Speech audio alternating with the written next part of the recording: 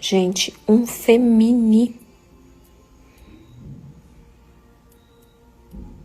Com uma moça de cabelos pretos, tá? Muito encorpada, ela bonita de corpo. Me dá a sensação, gente, que essa moça vai estar em um lugar com bastante pessoas e um cara chega e faz algo por ciúmes. E ela, uma pessoa muito bonita, muito vaidosa, vai virar notícia. E isso vai repercutir muito pela forma na qual se dá.